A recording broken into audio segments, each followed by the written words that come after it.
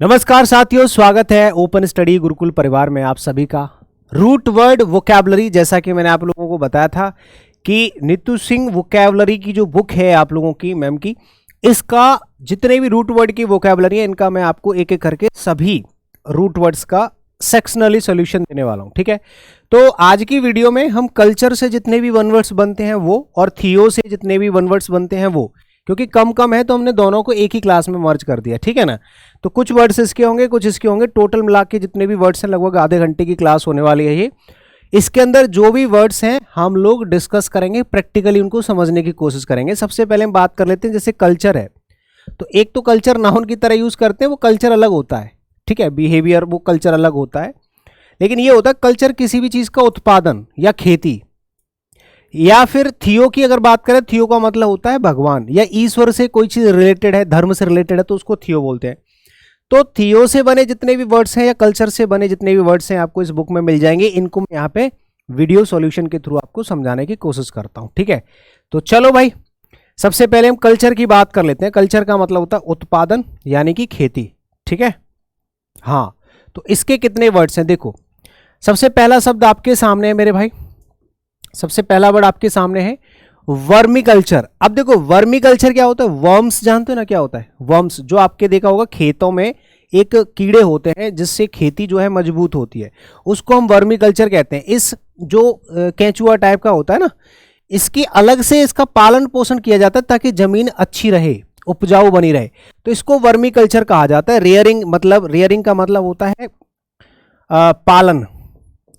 ठीक है, पालन पोषण हो गया, खेती हो गई, उत्पादन एक ही चीज होती है। ठीक है, तो रेयरिंग ऑफ अर्थ वर्म, ऐसे जो कीड़े होते हैं, ऐसे वर्म होते हैं जो धरती को उपजाऊ बनाने में मदद करते हैं, उपजाऊ बनाते हैं, उनके लिए अलग से इनका क्या होता है, पालन पोषण होता है, उसको हम वर्मी कल्चर बोलते हैं। ठीक है, तो याद रखोगे वर्मी कल्चर का मतलब होता है जो वर्म्स की, अर्थवर्म जो होते हैं उनकी जो कल्चर होता है, उनका मतलब जो है उत्पादन होता है, रेयरिंग होता है। ठीक है, रेयरिंग मतलब पालन पोषण। ठीक है, एक होता है एक्वा कल्चर। अब देखो एक्वा का मतलब होता है वाटर, सबको पता है एक्वा मतलब क्या होता है मेरे भाई, वाटर होता है। दो रूट वर्ड है यहाँ पे, कल्चर से और एक्वा से, दोनों को रिलेट कर सकते हो। अब इसका मतलब ये नहीं है कि पानी की खेती नहीं होती। पानी के अंदर जो जीव होते हैं छोटे छोटे, जिनको आप अपनी प्राइवेट जगह पे भी जो है कर सकते हैं उनका उत्पादन। जैसे कि कोई छोटे छोटे जीव हैं, उनको अगर पालना है, जो पानी में रहते हैं, छोटी छोटी मछलियां हो गई या कोई और जीव है, या फिर पानी में पाए जाने वाले पौधे जो होते हैं उनका पालन करना हो, तो आप उसको क्या कहोगे, एक्वाकल्चर। अभी इसी से रिलेटेड, पानी से रिलेटेड एक और वर्ड आएगा, वो भी बताऊंगा, दोनों के बीच में फर्क बताऊंगा। एक्वाकल्चर के अंदर जलीय जीव या जलीय वनस्पति मतलब पौधे, जो जल के अंदर ही कुछ पौधे होते हैं, उनका जो खेती होती है, उनका उत्पादन होता है, उसको एक्वा कल्चर कहा जाता है। ठीक है, तो आप समझ जाओगे, जैसे यहाँ पे आप देख रहे हो ये क्या हो रहा है, ये एक्वा कल्चर है, यहाँ मछलियों का पालन पोषण हो रहा है। एक होता है एनिमल हस्बेंड्री, इसमें कल्चर वर्ड का यूज नहीं किया है, ये एक अलग से वन वर्ड होता है एनिमल हस्बेंड्री। इसमें क्या होता है, जो हमारे पालतू जानवर होते हैं, जो मवेशी होते हैं, जैसे गाय, भैंस, बकरी, भेड़, ये सब, इनका जो पालन पोषण होता है इसको हम कहते हैं एनिमल हस्बेंड्री। ठीक है ना, रेयरिंग ऑफ लाइफ स्टॉक का मतलब होता है जो मवेशी होती हैं, ऐसे जीव जो हमारे लाइफ को थोड़ा सा स्ट्रांग बनाते हैं, जैसे कि उनसे दूध मिलता है और भी बहुत सारी चीजें मिलती है ना, तो ये होता है, मीट मिलता है। बकरी लोग क्यों पालते हैं, है ना, तो ये इसको हम कहते हैं एनिमल हस्बेंड्री। ठीक है, तो एनिमल हस्बेंड्री का मतलब हो जाएगा मवेशियों का, यानी कि जो पालतू जानवर होते हैं जो हमें दूध वगैरह देते हैं, उनका जो पालन पोषण होता है। एक होता है मैरीकल्चर। अब देखो मैरीकल्चर क्या होता है समझ लो जरा। अभी जो आप एक्वा कल्चर पढ़ के आए हो और मैरीकल्चर, दोनों में थोड़ी सी सिमिलरिटी है लेकिन दोनों में डिफरेंस भी है। मैरी का मतलब होता है मैरीन मतलब समझते हो, मैरीन का मतलब होता है समुंदर में जो हमारे सैनिक होते हैं उनको भी मैरिन बोलते हैं ना। हाँ, तो आप उसको बोलेंगे मैरीकल्चर मतलब समंदर के बीचों बीच जो बड़े बड़े जीव होते हैं उनका पालन पोषण। जैसे आप देख रहे हो यहाँ पे, समंदर के बीच में जाके आप छोटी छोटी मछलियां तो पालने नहीं जाओगे, है ना, या कोई छोटे मोटे कोई प्लांट्स तो आप पालने नहीं जाओगे, समंदर में जाने की क्या जरूरत है। रेयरिंग ऑफ मैरिन एनिमल्स, ऐसे जो बड़े बड़े समुद्री जीव होते हैं जो बड़े गहरे पानी में ही पाए जाते हैं, जैसे कि मछलियां होती हैं बड़ी बड़ी, और भी जीव होते होंगे, उनका जो पालन पोषण होता है उनको मैरीकल्चर कहते हैं। MARI मैरीन से बना हुआ है, मैरीन मतलब होता है समंदर, ठीक है ना। चलिए, मैरीकल्चर हो गया। एक होता है मोरीकल्चर। देखो मोरीकल्चर का क्या मतलब होता है, इससे रिलेटेड यहाँ पे 2-3 वर्ड में सिखाऊंगा। मोरीकल्चर एक पेड़ होता है सहतूत का, ठीक है। किसका भाई, सहतूत का एक पेड़ होता है, ऐसा एक फल जैसा होता है, इसको जब खाओगे तो ये बहुत मीठा लगता है, गाँव में पाया जाता है, हमने तो बचपन में बहुत खाया है। तो सहतूत का जो पेड़ होता है, अगर आप उसकी बागवानी करते हैं या उनके पौधों को लगाते हैं, उनकी रक्षा करते हैं या उत्पादन करते हैं, सहतूत जो खाने में जैसे होता है, एक वाम जैसा ही होता है उसका, है ना, लेकिन वो मीठा होता है, फल जैसा होता है, उसकी सेफ वाम जैसी होती है बट मीठा होता है खाने में ना। सहतूत की जो फसल होती है या उसका कल्चर होता है, उसको ग्रोइंग ऑफ मलबेरी, मलबेरी इसको कहा जाता है इंग्लिश में, सहतूत हिंदी में कहा जाता है। उसके पेड़ का जो रोपण होता है, आपने कई सारे सहतूत के पेड़ लगा दिए तो उसको आप मोरीकल्चर कह सकते हो, ठीक है भाई। एक होता है एरो कल्चर। एरो से आप याद कर सकते हैं, हालांकि एरो का मतलब वैसे तो हवा होता है, हवाई ऊंचाई, लेकिन एरो कल्चर का मतलब होता है कछुआ। जानते हो केंचुआ और कछुआ में फर्क होता है। केंचुआ होता है जो जमीन के अंदर वर्म्स होते हैं, अर्थवर्म, उनको हम केंचुआ कहते हैं, लेकिन ये होता है कछुआ। कछुआ जो जीव होता है ना, पानी और धरती दोनों में, ये उभयचर होता है, एम्फीबियन। एम्फीबियन एक वर्ड होता है, ऐसा जीव जो दोनों जगह रह सकता है, पानी में भी और जमीन पे भी, उसको कहा जाता है। तो कछुए की जो पालन पोषण होता है उसको हम एरोकल्चर कहते हैं, ठीक है। एरोकल्चर मतलब हो जाएगा रेयरिंग ऑफ टोर्टोइज। टोर्टोइज मतलब कछुआ, ठीक है। तो कछुए का जो पालन होता है उसको एरो, इसका दूर दूर तक कोई तुक नहीं मिल रहा है। एरो मतलब हवा होती है, कल्चर मतलब पालन, तो आप ऐसे करके याद ही करोगे, और कोई ऑप्शन इसमें है नहीं है। एरो कल्चर मतलब कछुए का पालन पोषण, ठीक है। एक होता है एवी कल्चर। एवी और एपी तो आपने बहुत बार पढ़ रखा है, एवी और एपी। एवी मतलब पक्षी, एपी मतलब मधुमक्खी, ठीक है ना। तो एवी मतलब होता है पक्षी, ठीक है, ये एक रूट वर्ड होता है। और एक एपी होता है, एपी मतलब मधुमक्खी होता है। अभी इसी से रिलेटेड जितने भी हमारे साइड वाले वर्ड्स हैं वो भी हम अलग से कराएंगे, ठीक है। मधुमक्खी,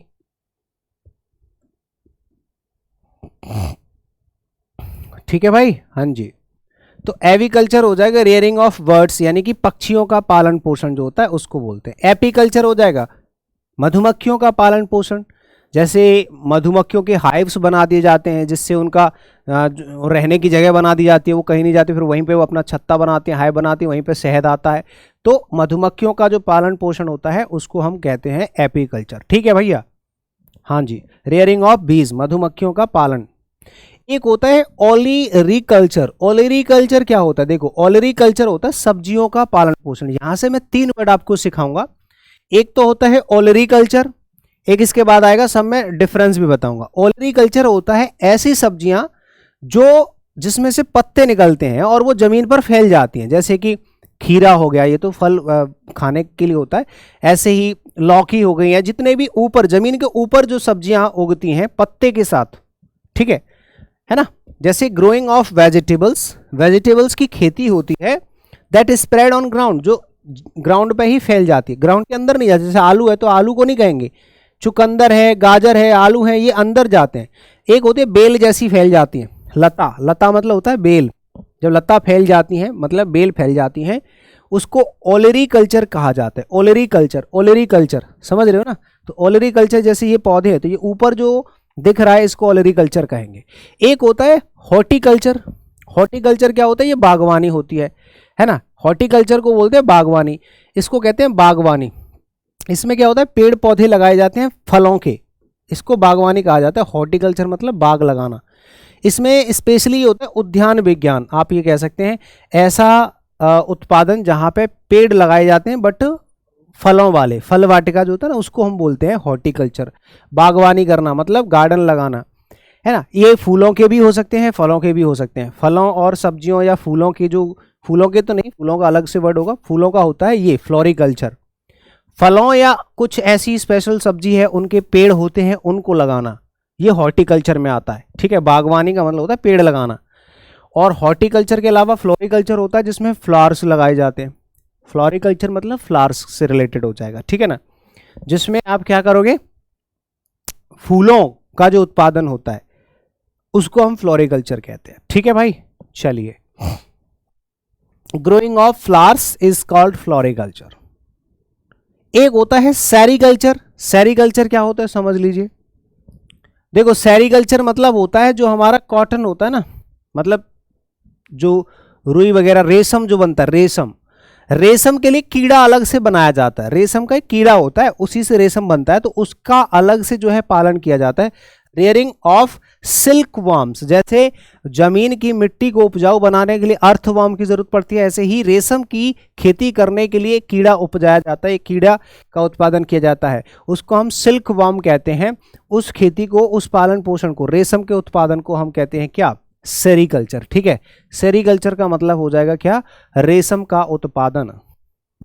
एक होता है पिस्सीकल्चर। पिस्सीकल्चर होता है स्पेशली, जैसे अभी मैंने आपको सिखाया था क्या चीज, एक्वाकल्चर में तो आप जलीय जीव हैं, छोटे छोटे फिश के अलावा, मछलियों के अलावा भी, या फिर वनस्पति हैं, कुछ पौधे हैं, उनको बोलते हैं। मैरीकल्चर में समुद्री, जो समुद्र में बड़े बड़े जो जानवर पाए जाते हैं, जीव पाए जाते हैं, उनका कल्चर होता है। एक मछलियों के लिए अलग से वर्ड है, वो है पिस्सीकल्चर। PISCI, पिस्सीकल्चर होता है स्पेशली फॉर फिश, मछलियों का पालन पोषण, rearing of fish, rearing of fish, मछलियों की खेती, मछलियों का जो पालन पोषण होता है उसको पिस्सीकल्चर कहते हैं, PISCI। ठीक है, पिस्सीकल्चर मछलियों के लिए स्पेशल वर्ड है। एक होता है विटिकल्चर, ये स्पेशली किसके लिए, ग्रेप्स के लिए आता है, अंगूरों की खेती होती है, उसको हम स्पेशली क्या कहेंगे, विटिकल्चर। विटिकल्चर, अंगूर देख लो, चाहे वो ब्लैक हो या ग्रीन हो, उससे मतलब नहीं है। ग्रेप्स की जो खेती होती है, अंगूरों की जो खेती होती है मेरे भाई, उसको हम विटिकल्चर कहते हैं। ठीक है, एक होता है आर्बरिकल्चर। आर्बरी क्या होता है, देखो आर्बरिकल्चर, आर्बरिकल्चर होता है, जैसे आप देख रहे हो इस व्यक्ति को, ये क्या कर रहा है, इस पेड़ की देखभाल कर रहा है। यानी कि यहाँ पे जंगल वाले जो पेड़ होते हैं जिस पर फल नहीं लगते, बागवानी को नहीं, बागवानी को हॉर्टिकल्चर कहते हैं, लेकिन ये पेड़ों का मतलब एक गार्डन नहीं लगाना है ना बाग लगाना है। बाग में और गार्डन में और जंगल में फर्क होता है। बाग में ऐसे फल होंगे जिसमें फल आते हैं, गार्डन में फूल वाले बस हरियाली के लिए होते हैं। ठीक है, और जंगल में होते हैं ऐसे पेड़ जो बड़े बड़े होते हैं, जो किसी भी व्यवसाय में काम आ सकते हैं। Growing of trees and shrubs, shrubs होती हैं झाड़ियां। अब झाड़ियों उगाना या बड़े बड़े पेड़ उगाना जो व्यवसाय में काम आए, उनकी लकड़ी इंपॉर्टेंट होती है, उन पर फल नहीं लगते ना उन पर फूल लगते हैं, कुछ नहीं, बस पेड़ पेड़ लगाए जा रहे हैं जो किसी काम आ सकते हैं, उनकी लकड़ी बहुत स्ट्रांग होती है, फर्नीचर के लिए काम आते हैं, तो उसको हम वृक्ष विज्ञान कह सकते हैं, है ना। आर्बरिकल्चर, आर्बरिकल्चर मतलब होता है ट्रीज, बहुत सारे ट्रीज। ठीक है, चलो अब यहां से आपके कल्चर वाले सारे के सारे वर्ड्स कंप्लीट हो गए। अब हम बात कर लेते हैं थियो, यानी कि ईश्वर से रिलेटेड कितने वर्ड्स बन सकते हैं। 8-10 वर्ड्स होंगे मैक्सिमम। जैसे पहला वर्ड है थियो, तो एक शब्द होता है थियोलॉजी। थियोलॉजी, अभी लॉजी वाले वर्ड्स में आपको कराऊंगा बहुत सारे। थियोलॉजी में क्या होता है, एक ऐसी साइंस होती है, ये साइंस होती है जिसमें धर्म के बारे में या भगवान के बारे में पढ़ाया जाता है। तो ये एक ऐसा विज्ञान होता है जिसमें धर्म के बारे में पढ़ाया जाता है, इसको धर्मशास्त्र कहते हैं, इसको कहते हैं धर्मशास्त्र। ठीक है, हाँ जी। और थियोलॉजियन वह व्यक्ति होता है जो धर्मशास्त्र पढ़ के आता है, मतलब धर्मशास्त्री, इसको हम कहते हैं धर्मशास्त्री। ठीक है, अब जैसे आप इस व्यक्ति को देखेंगे, इसको एक पर्टिकुलर किसी धर्म का ज्ञान है, तभी इतना बड़ा पुस्तक लेकर इतना सीरियस फेस बना रहा है, तभी लोग इसको सुन रहे हैं, तो ये धर्मशास्त्री है। A person who is engaged in और is an expert in study of religion, एक ऐसा व्यक्ति जो रिलीजन में बहुत ज़्यादा एक्सपर्ट है, उसको धर्म का बहुत अच्छा ज्ञान है, या फिर वह धर्म के ज्ञान में या उसकी पढ़ाई करने में बहुत ज़्यादा इंटरेस्टेड है, उस व्यक्ति को थियोलॉजियन कहा जाता है। और थियोलॉजी होता है धर्मशास्त्र, ध्यान रखना। एक होता है पॉलीथीज्म। थीज्म, देखो थीज्म का मतलब क्या होता है, थीज्म का मतलब होता है भगवान। ठीक है, ईश्वर। थीज्म का मतलब होता है ईश्वरवाद।